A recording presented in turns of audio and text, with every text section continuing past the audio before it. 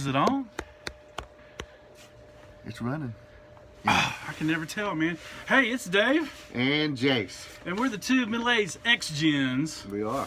Oh my God, it's another Friday night.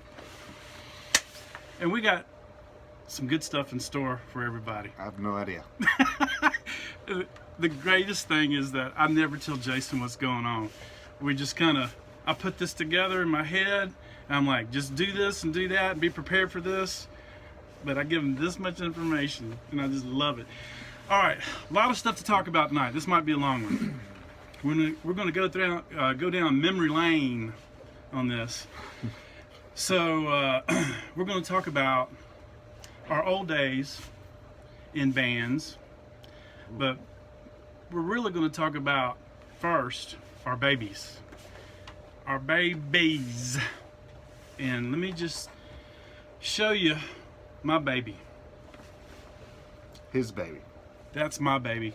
That's my baby right there. Okay, let's go through some details. This is a Rickenbacker. It's actually Rickenbacker. Rickenbacker. Yeah, it's German. And it was made, get this, on July 4th of 1978. Woo. I did some research and found out. And this is what's going to blow your mind. 42 years. Yeah. All right. Blow my mind. 42 years. Blow your mind. So, guess what the serial number is on this thing? 1. No. 12. Close. 27. 2112. 2112. Really? Yeah. Right here. Right. Well, I'm not going to show you. But anyways, all my Rush friends should get the connection on that. 2112. And that is just insane. That's why I've kept it all these years. Personally, I've had it for going on 34 years. So Wow. I've spent a lot of my life with this thing. And let me tell you something. It's one of the best bass guitars I've ever owned in my life. And I've had quite a number of them. I got a lot in my office. Mm-hmm. But this right here is how we got started. I actually played that bass in the first band I was with. Borrowed your bass. Yeah, you did. And that Sun amp that you had. What's that little 10-inch, like 88, 60 watts or something? 89, 90, somewhere in there. So, yeah. Well, speaking of that, while. Jason and I got our start musically in a band together. This was back in 1987. Anybody remember the name? That's right. Scrubbing Bubbles. That's it. Scrubbing Bubbles. Yes, we were called the Scrubbing Bubbles. Scrubbing Bubbles. It was me as the bassist, and then you were our singer. I was the lead singer. Actually, our first singer was Ken Langworthy, and not sure what happened there, but Jason stepped up when we needed him to, and we had Scott Harder playing on drums, and Mark Hayes playing the guitar. Mark Hayes. And he was a damn good guitarist too. Yep. So anyways, we started all that, and at the time, I was a rhythm guitarist. I was borrowing Doug Tierce's Takamine hollow body, and the thing would not stay in tune. And we remember that we were at somebody's house practicing, and I could not keep that thing in tune. And finally, that lake house. no, that was Mark's house. No, this was like John Fahey's house. Oh, actually, yeah. this was John's guitar. Really? Yeah. So, yeah. So we started playing. I couldn't keep it in tune. Mark was getting all irritated, and he's like, "We got to stop this. We got to stop this. David, ain't gonna happen." John, he was the original bassist. I remember Mark getting irritated a lot. Oh yeah. No. Yeah. But So John, while we were practicing, he'd go off somewhere and he'd come out in like an Elvis costume. I'm not lying. He'd come out with an Elvis costume with the black hair and all the stupid glasses and whatnot. And he didn't care about playing bass. And finally Mark was like, David, put the Takamine down, pick up his bass. And Mark showed me how to play the songs that we were trying to learn on the bass. And it was this guitar. And so I didn't own it. And then eventually I kind of got Mark to sell it to me. And I think I bought this thing, oh my goodness, 1987. This thing, I think I bought it for like $600 maybe, $500, $550. I don't know. But it's worth like, even in the shape that it's in right now, it's worth, I don't know, $2,200. So anyways, I used it. I've been using it. The thing weighed 10 pounds in 1987. Does it gain weight? Oh, it was 10 pounds. Now it's 27. 27 pounds. Of course, I've gotten a little older, and I'm kind of, it's kind of like the heat index. You know what I mean?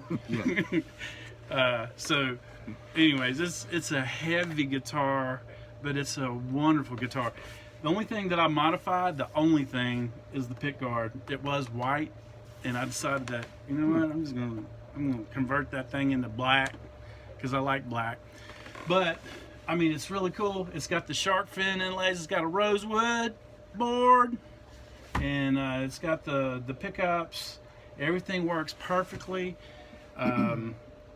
After scrubbing bubbles, the next year we started with roly poly, and that was me and Brian Pape and Mark Hayes, and we kind of were a trio there for a while, and it worked out pretty good, and just love playing this thing.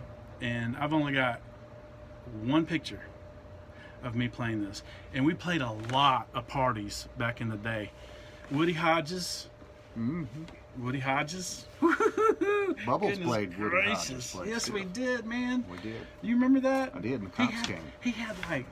He must have had 600 kids there. There was a bunch, and the police came. Oh my gosh, and we hid in the kegs, house. and yeah, the cops came, and I remember getting off the stage. I was like 8 feet high on top of the speakers that I was playing out of, and when the cops came, I saw them from a distance in the blue lights, and they just came rushing in, and I ran into Woody's house and went right into the closet and just put clothes all over me, man. Anyways, so that's my guitar, and so I started doing some research on it because I knew we were going to do this. This is going to be a long video, by the way. Just sit back and relax. It is. Everything's going to be fine. So, and it also, I had this brilliant idea earlier in the week when I knew we were going to do this. Brilliant. So you know what Carfax is? Yeah. Carfax, yeah. That's whenever you kind of see the lineage of your car. Yeah. Who owned it, I've what seen kind of it. accidents there were. Yeah. So I created something called Guitar Facts. So you know exactly where your stuff came from, your guitar. If you want to know when it was made and who owned it prior to you, boom. Guitar Facts. That's exactly right. And I got some information right here. I'll put it in Guitar Facts. And I was so surprised to see who owned this thing prior. And I'm going to tell you all about it. But before I do that, let me show you one thing. This, when I think of a Rickenbacker guitar, this is the first person that I think of. Who do you think of playing a Rick? Playing a Rick? Yeah. Besides Geddy Lee. Then the dude from, what you call it, of course he's going to put me on the spot. That's all right. Chris Squire from Yes. No, wasn't him. No. Anyways, this guy right here. This is Paul McCartney. Yeah. Yeah. Almost said Paul, but I wasn't sure he played a Rick or not. It would have been Of course, a he good guess. played a left-handed guitar, So it's a not left-handed Rick. It's not the same one. It's not the same one, but that's okay. I just wanted everyone to know that this is where I was like, I remember this as a kid, man. My brother was into Wings, Mm-hmm. and I remember distinctly seeing that bass, which is the exact same bass, just left-handed, thinking, wow. All right, so the next person that owned it, or the first person that owned it, was Kim from Sonic Youth, and that's her playing it right there. That bass. Yes, Really? yes. That's Kim cool. Gordon from Sonic Youth. It's just amazing. And then here is the dude from The Damned. He's playing that Rick. That bass. Yes, that bass. And this dude,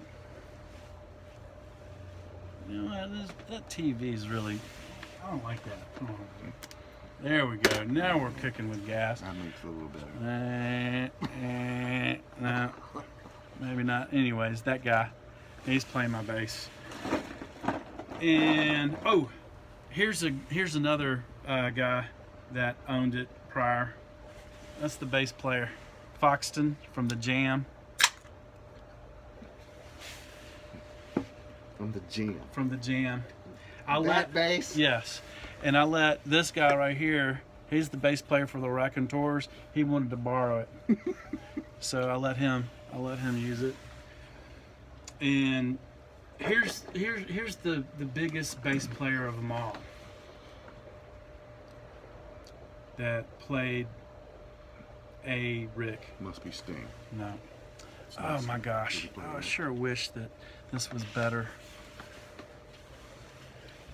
Looks like Geddy Lee. Oh, there we go. I should have done that. Yeah, this is a double neck. He took my guitar and I think he taped it to a like another 6-string or something. Like duct tape. Yeah. But yeah, that's him right there. Wow. And I guess, oh, here it is. Who's the bass player for The Cure? Simon. Gallup. That's it. There you go. Boom. He borrowed my guitar too. And he's got on an Iron Maiden shirt. So, It anyways. started with a G. I almost said Garfunkel, but I knew that wasn't. Simon Garfunkel is not There you a go. bass player. So, anyways, Simon finally gave it back to me back in late 90s. And so I've had it ever since. So go ahead and grab yours. And we'll talk about yours too. But man, I tell you what, living these glory days, I love these Ricks. Here's Jason's. Ooh, be careful. Be careful.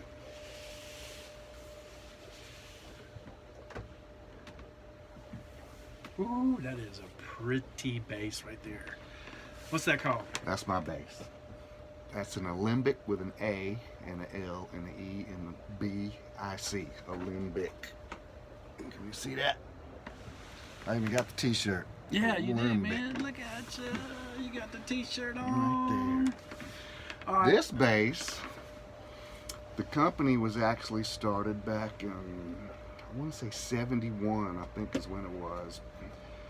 Back when Led Zeppelin and Grateful Dead were playing these huge venues, and they were having problems getting signals from the bass because they had the chords were so long it was losing some of the signal. So they wanted to have an active pickup in there. It actually got a battery in it that boosts the signal so it doesn't lose any of the sound. And Phil Lesh and what's his name? Led Zeppelin dude. How am I not coming up with that name? Led Zeppelin. He's doing it too. Paul. No. Anyway, the bass player from Led Zeppelin that we can't think of. They approached this guy that was making basses and said, "Hey, can you put an active pickup in these basses?" And the company Alembic came out of that. Now this one right here this one is made in '87. It's got walnut on the front. I don't know if you can see that. It's got a maple neck through. This is actual ebony wood on the fingerboard, and the back of it is mahogany. Whew, that is such a pretty. This is where the battery is guitar. inside there. This is actually the second one I've owned. The first one got stolen. Sad story. I won't get into that, but I found this one in a guitar shop in Birmingham. The guy wanted $800 for it, and over about 3 months, I talked him down to $6. Now, I've seen this guitar right here for sale for over $3,000, depending on what kind of condition it's in. Man, it's in pretty good condition. I wish I bought 100 of them. Well, let me ask you this: we were just small scale. You were way on a big scale. Well, I mean, what was the band? We played a couple of good gigs. The band that you were in Big was gigs. Suburban Love Junkies. The one I had this bass in. Yes. We did open for. We played in front of Train one night in Montevallo, as a matter of fact. We had you to go opened through, up for Train. We opened for Train. How many people were in the audience, man? I always want to say 10,000, but it was probably more than 3. I can't imagine playing for that many people. And in order to do that, we had to actually play basically a battle of the bands kind of thing. The fraternities that were putting on the concert invited some bands to come to Montevallo over several weeks. We would come and play at the fraternity houses there, and we ended up winning that gig basically by beating out all the other bands that were playing for it. And the song that actually won it for us was a song that we didn't even play. We were playing at this party, and the fraternity brothers started saying, "Hey, can y'all play Crazy Train?" And I don't think I'd ever tried to play it before. I knew the song, and Eric Waters, the guitar player, said, "Yeah, we can do that." And I said, "I don't know if I can do that." So he got us into a little huddle there, and he said, "Okay, the change is this is how it goes, and do this, and the bridge is that." And 1, 2, 3, 4, boom. We didn't play it very well, but apparently we played it good enough to win the contest that we were in. Oh my gosh. Opened up for Train. And that's whenever y'all started touring and all of that stuff. We did.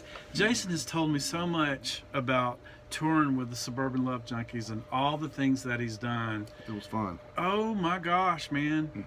I'm proud of you, brother. You took it to a whole different level. You came a long way from reading off a sheet, singing, and I was at Woody's house, as a matter of fact. Had to pull the lyrics out of my pocket and read them while we were singing. That was, my goodness. Mark Hazel loved that. That was his favorite thing. So we're going on 18 minutes. We probably need to wrap this up. Man, I tell you what, these, like I said, these are our babies. Mm-hmm. This is how we got started. They're part of our lives, and they are real important. If you're a musician and you have a guitar, you know exactly what I'm talking about. These things mean a lot to us. And we posted some pictures on 2 Middle-Aged XGens, the site. One of me, the only one that I have. And one of me playing at city stages. There you go. He's probably got a lot. So if you go to YouTube, and I'll post this on YouTube, I'll try to post some other links to where you can see us playing, if it's possible. I think I've got some other stuff that Roly Poly did back in the day. I think I've got some CDs of gigs and stuff, so that might be fun. So Rickenbacker basses and Alembic basses. Alembic basses. Boom! Man, I tell you what, love it, love it, love it. All right, we're going to post this on Facebook. Same thing. You need to share it, like it, subscribe. I'm going to put the YouTube channel on there too. Please take some time, go to the YouTube link, and subscribe to that. We really appreciate it. Definitely. So anyways, we've had a great night. It's a Friday night. Y'all enjoy yourselves this weekend. It's supposed to be a beautiful weekend. And we just appreciate y'all so much. And at some point, Jason and I will do a music video. Okay. We will. I might be playing the ukulele and we'll sing. Ukulele, that'll be fun. All right, guys. Hey, look, and we didn't do anything with the camera. It didn't fall. It didn't fall. Doggone it. Man, it is totally locked into place, and we love it. That's impressive. All right, man, we're getting some technology up in here. All right, y'all be good. We love you. Thanks for watching us, and y'all have a really good weekend.